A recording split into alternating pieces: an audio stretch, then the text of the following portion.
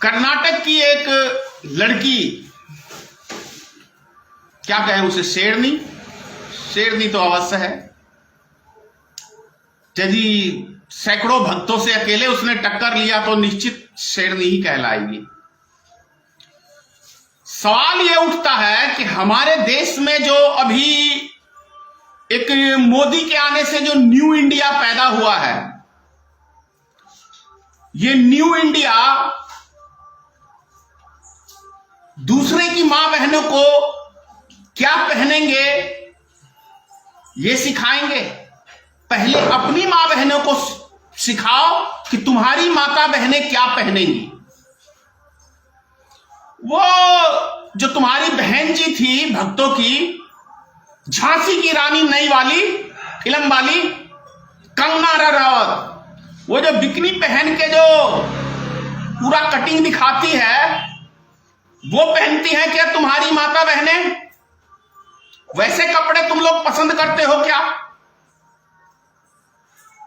किस संस्कार को भारत में लाना चाहते हो, मैं ये पूछना चाहता हूं। सनातन धर्म को किस गड्ढे में धकेल देना चाहते हो, ये मैं पूछना चाहता हूं। सनातन धर्म के बारे में थोड़ा ज्ञान तो प्राप्त कर लो। किस युग के अंदर लिखा है कि नंगे कपड़े पहन के लड़कियां रोड पे चलें? अगर उसने बदन ढक के अपना चेहरा नहीं दिखाना चाहती है तो तुम्हें क्या आपत्ति है भाई? तुम अपने धर्म की तो रक्षा करो, दूसरे की क्यों चिंता करते हो? एक सरस्वती पूजा करते हो तो उसमें ऑर्केस्ट्रा नचवाते हो, यही धर्म बच गया है। यह सनातन धर्म में रह गया है। विद्या की देवी का मूर्ति लगा के ऑर्केस्ट्रा देखना किस धर्म में लिखा है? मैं भी सनातन धर्म से हूं, मानता हूं, पूरी तरह मानता हूं, पूरी इज्जत करता हूं अपने धर्म की, लेकिन किसी के धर्म के ऊपर उंगली भी नहीं उठाता, क्योंकि किसी भी शास्त्रों में नहीं लिखा है कि तुम दूसरे के धर्म का अपमान करो।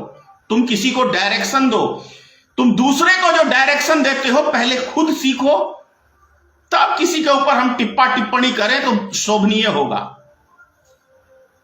ये तो गर्व की बात है। ये मुसलमान में जो आज बुर्का पहना जाता है या उनकी चॉइस है, और ये क्या है, सनातन धर्म में नहीं था क्या? क्या ये न्यू इंडिया के अंदर जिस्म दिखाना धर्म कहलाएगा क्या? अभी उस क्या कहते हैं वो कंगना रनावत के पीछे तो सारे भक्त नाच रहे थे, तो उसको तो पहले कपड़ा पहनाना सिखाओ। वो जो उतार के घूमती है और दिखाती फिरती है और बनती है झांसी की रानी, तो ये सब चीजें हैं। दूसरी बात, मैंने कल ही कहा था, उत्तर प्रदेश के चुनाव के संबंध में मिल गई आज हकीकत।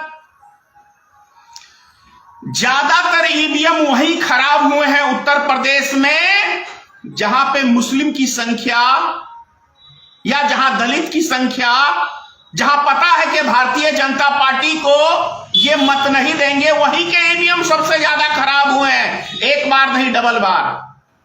क्यों? मैंने कहा था ना कि हिंदुस्तान की ही नहीं, दुनिया की सबसे बड़ी मक्कार पार्टी भारतीय जनता पार्टी है, और उसके थाली के चट्टे बट्टे निर्वाचन आयोग भी हैं जो उसके इशारे पे नाच रहे हैं नचनिया की तरह। यदि एक निष्पक्ष चुनाव नहीं करा सकते हो तो बंद करो इस तामझाम को। और इतने महीनों से यदि एक चुनाव की तैयारी होती है तो ईवीएम खराब कैसे हो जाता है?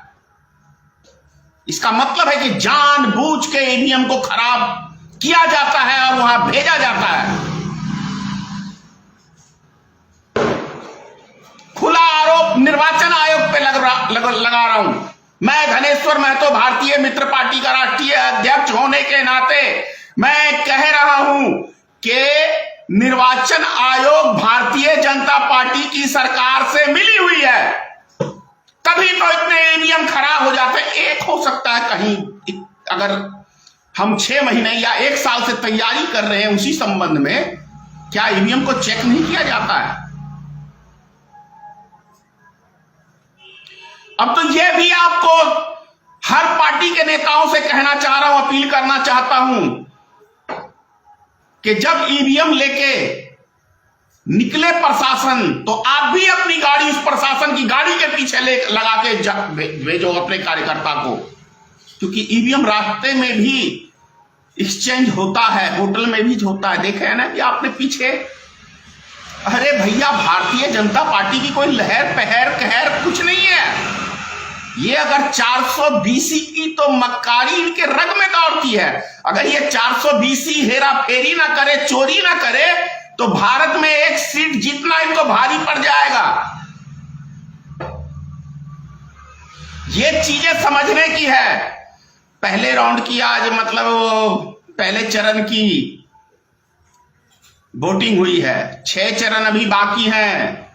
सभी राजनीतिक दलों से अपील कर रहा हूं, गिद्ध की तरह, चील की तरह नजर रखिए, क्योंकि निर्वाचन आयोग भी भारतीय जनता पार्टी के लिए काम करता है। अब ये मैं आरोप क्यों लगा रहा हूं, समझ लो इसका भी उद्देश्य। एक भारतीय जनता पार्टी को छोड़ के एक भी राजनीतिक दल ईवीएम से चुनाव कराने के लिए तैयार नहीं है, लेकिन एक व्यक्ति की निर्वाचन आयोग मान रहा है और 99 व्यक्ति को निगलेक्ट कर रहा है। इसीलिए कह रहा हूं कि निर्वाचन आयोग, भारत निर्वाचन आयोग भारतीय जनता पार्टी के हाथों की कठपुतली है। अब कितने में डील हुई है ये तो वही बता सकते हैं।